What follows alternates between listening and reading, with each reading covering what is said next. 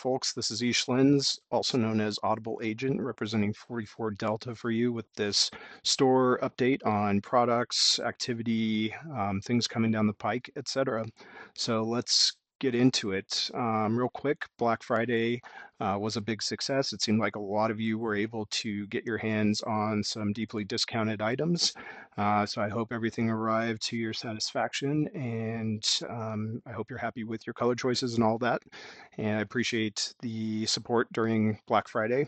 Quite a few sales, and that was fun. It was challenging for me to keep up with the stock and making sure I had enough to keep the sales going for the duration of Black Friday. So that was fun. A lot of packages went out. So let's talk quickly about the new colors I have available that I'm playing with. So just quick background on this. On occasion, I will look for new colors to try printing with. I'll throw a couple in my cart from Amazon, and the first thing I'll do is print something out with them to get a sense of what they look like. Some of them are pretty cool and end up being things that stay in my product lineup across multiple items. Some of them, for one reason or another, I might kick them to the curb. Um, Often that is the case if I can't reliably reproduce the color because maybe the gradient takes too long to transition. So, maybe I print a set of followers one time and it looks brown, and then the next time it's like a kind of reddish gold color. It just depends on the filament. But anyway, there are three new colors I am trying out. I've got the first one on screen here. I'm calling this Vibrant Rainbow. This is a slow transition of silky colors across the rainbow spectrum.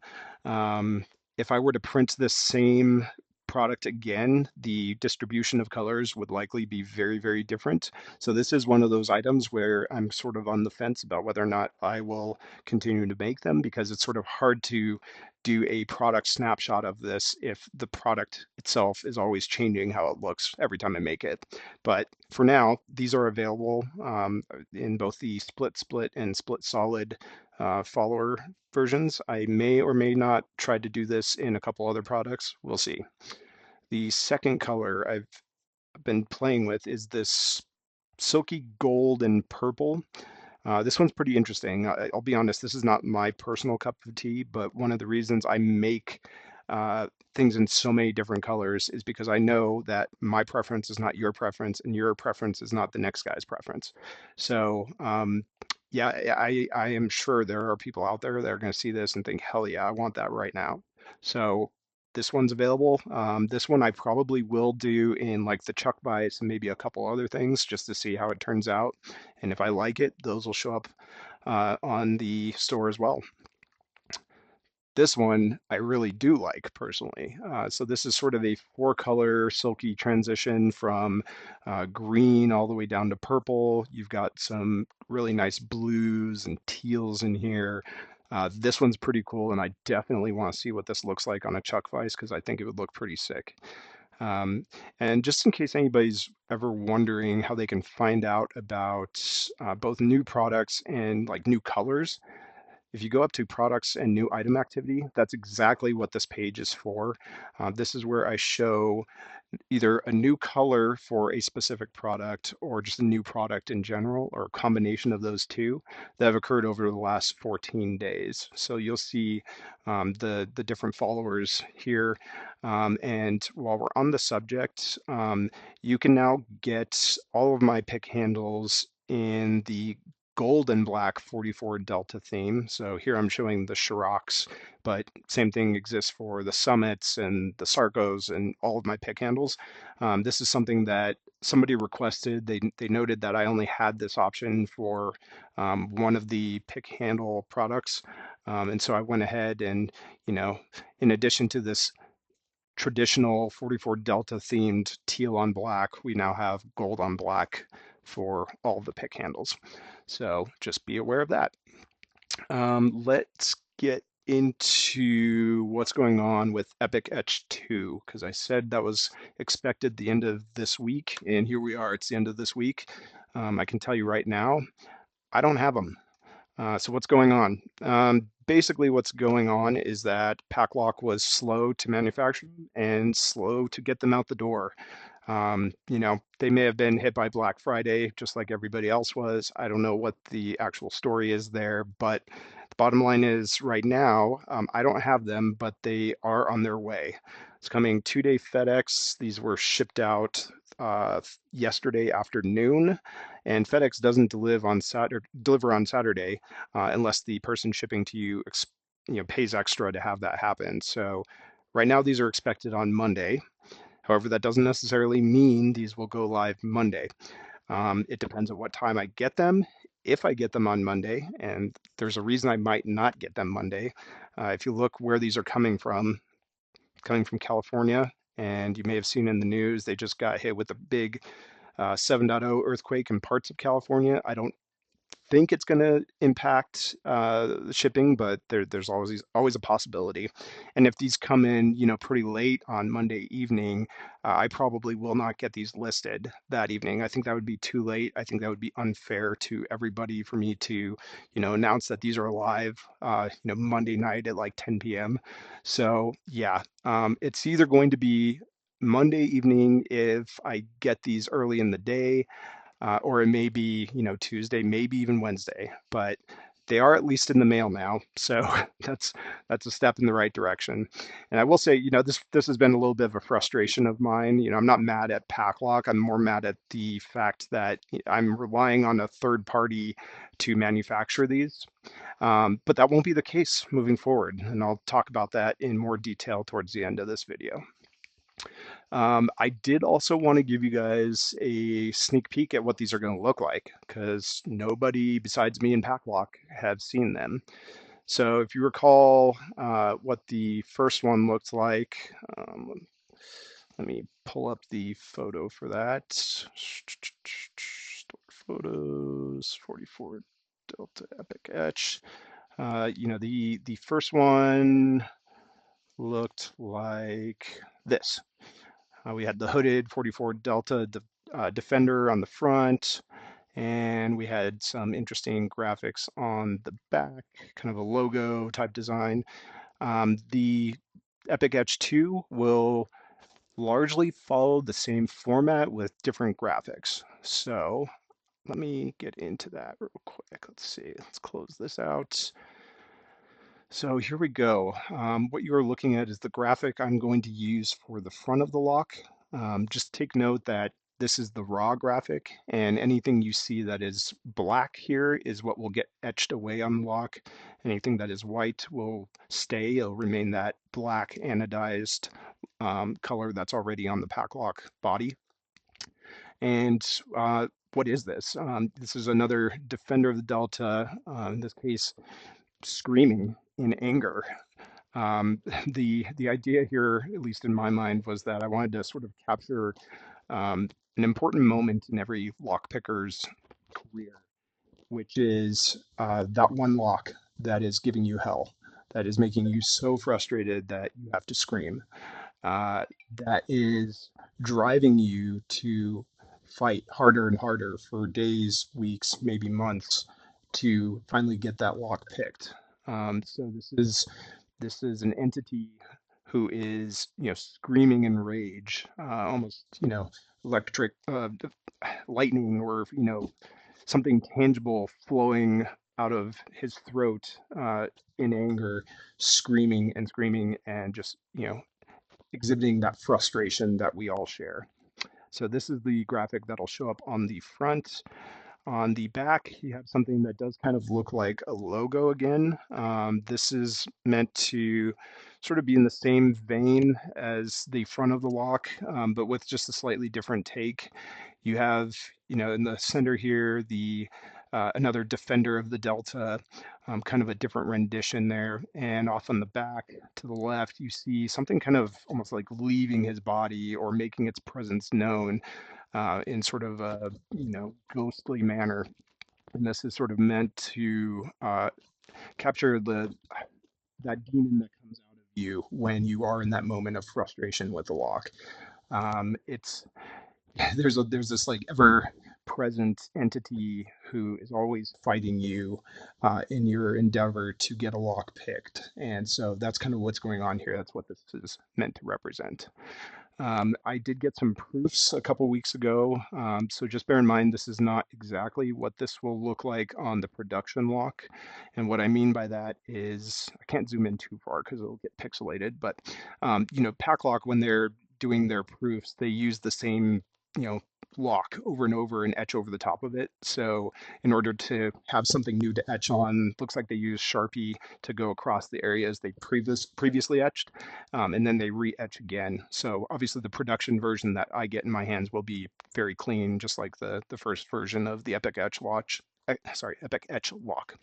But yeah, this is it on the lock. I think it looks pretty good. I think this is going to be another cool addition to many people's collections. I'm certainly looking forward to getting one for myself. So there's the front, and then here's the back. Again, kind of the same layout as the first Epic Etch lock. You'll have the serialized number on the bottom, and you'll have that graphic we were just taking a look at a moment ago, prominently on the back of the lock. So let's get into future of Epic Etch locks. So I think my plans for the Epic Etch are that I'm going to do one more where Paclock manufactures it. It'll again be kind of the 90A Pro black padlock. It'll be another set of graphics that look similar but different to what you've seen in the first two versions. But moving forward beyond that, I want to take things in-house. And so what that means is that 44 Delta has acquired some new tools. A few weeks ago, I acquired a CNC machine, and I've been getting up to speed and using that. Had some successful personal projects with it. It's been pretty fun to learn. But more importantly, I also have a dual laser etching machine coming, which will allow me to etch my own locks in addition to anything else I want to etch. It's a diode and fiber laser combo, and it's going to let me do some things with these padlocks that I haven't seen anybody else doing, and I'm very, very excited about it. So if you look at the sort of standard branded 44 Delta Paclock 98 Pro, if I were to run my fingernail across this surface that's etched, you almost can't feel it. It's a very, very shallow etch where the paint is just kind of uh, obliterated away, revealing the shiny aluminum underneath, and that's how you get that contrast. And it seems like when I work with Paclock, I'm sort of restricted to the area between the 98 Pro lettering and the Paclock lettering. They do let me etch a little area of the key, and they let me etch the sides of the lock and the back of the lock, of course, but it's pretty limited, at least from what I've gathered, that I'm approaching the limits of what they do. I could be wrong about that. Nevertheless, as I mentioned, I don't like having to rely on a third party to manufacture these. And I want to do something way crazier than what I've been doing with Paclock. And I'm talking about graphics that, can cover all parts of the lock, and have deep dimension to them, depth engraved deeply into the lock in different layers, to create more artistic reliefs or engravings that I haven't seen anybody else doing. And maybe I want to etch something on the shackle. Maybe I want to do something super crazy on the key. I don't know. But the point is that moving forward, I'm going to have that ability, and I plan on doing some really, really cool padlocks that are very, very unique. And having control over the whole process means I can give better estimates on when things will be released, and I can control the quality better as well. So I'm super, super excited about what's coming down the pike for 44 Delta, and also just personally getting to learn new tools, have more tools in my makerspace, and do really cool things. Above and beyond that, with the CNC machine and a laser etching machine, that unlocks the ability for me to create tools that aren't 3D printed, more traditional tools in metal or wood or whatever else. So I do have like near-term plans to do a set of followers in titanium. I've got the titanium on order. In fact, I think some of it just got delivered today. I really want to make a set of followers out of that. And if you combine that with the capabilities of etching, I could do some really cool stuff. I could throw my logo on the followers. I could do a full graphic wrap around the followers. That's something I haven't seen anybody else do. So I'm very excited about that. And my mind is just starting to grasp what I'm going to be able to do with these new tools and what it'll mean for the store and you guys. So stay tuned for updates on that. Don't have anything that is kind of ready to go yet or in the near future, but in the months to come, I think that's when you could probably expect to see some things manufactured here in house that I was not previously able to manufacture, and they will look awesome. I promise you that. Um, One note on those tools and some other things that'll mean for the store. So, we are looking at the merch category. And obviously, everybody knows in the community, poker chips are a big thing that people share around. Maker coins, I'm sure somebody started doing that before me in the lockpicking community. That maker coins have been a thing in 3D printing and probably other hobbies way longer than I've been doing them. That's how I learned about them, of course. So, the, what I'm getting at here, though, is I really like tangible items like this with graphics on them that you can fidget with, that you can, roll across your knuckles, that you can flip, keep in your pocket, whatever. And some of you may know, some of you may not know that I have many other hobbies, and one of those other hobbies is coin collecting and paper currency collecting. I love having physical coins with weight that have a nice, look to them. I like carrying them in my pocket. I like just fidgeting with them. I like them being on display on my desk. There's just something, I don't know what it is about them. I'm just drawn to them. I think they are super neat and, they're so ubiquitous. Everybody has coins in their pocket. But the special coins, the big ones, the ones that have really artistic stuff going on them, those are the ones I'm really drawn to. And so I plan to actually do some of my own. And I know this is not even really lockpicking related, other than the fact that it's kind of similar to the poker chips. But I just wanted to say, I guess that's going to be something else I'm going to be using the CNC and etching machines for, is making my own coins that have, good weight and are kind of like true challenge coins. Those will be things that I'll probably be selling in the future in my merch section. So um, I think that is it for, kind of the product updates. I did want to circle back real quick on the Epic Etch 2 and sort of setting expectations for yourself. The first Epic Etch lock sold out in 23 hours. And after that, there were many, many, many people who were bummed they missed out on it, have showed interest ever since then in getting their hands on a new one. I think more people are aware that I'm doing these. There were people who got their hands on one and were kind of pissed at me because they didn't get the number that they wanted. They threw it in their cart expecting that that was enough to secure it, and it's just not. So what I want to tell you is that there will only be 50 again. That's by design because I want these to be limited quantity. I want the community to try to share and work out deals with each other and interact more with each other. I want them to be rare. That's kind of the whole point of collectibles, is that there aren't very many of them. And the implications of that are that you may not get your hands on the number you want. You may not even get the lock itself, regardless of the number. I have a suspicion that it's probably only going to take a couple hours to sell out of the Epic Etch 2 once I announce it. So just prepare yourself mentally for the idea that you're not going to get what you want, because there's a high likelihood of that. And there will be an Epic Etch 3, and as I just talked about, there will be even cooler stuff coming down the pike. So please be aware of that. If you want to get frustrated at me, that's fine, but just please realize it's the nature of the deal. That's how it goes with collectibles. And if you really want one, you have to be on top of your game. You have to be in the channels of communication that lets you know when it's happening the soonest. So specifically the store email subscriptions, subscribers get notified first, and then hours later is when everybody else starts to find out about them. So if you're not already subscribed, go to the homepage, scroll to the bottom, and subscribe by entering your email address. Um, I will, do announcements there first, and then I'll announce it in all the other channels: YouTube, Discord, Reddit, Facebook, and it's going to be a free for all.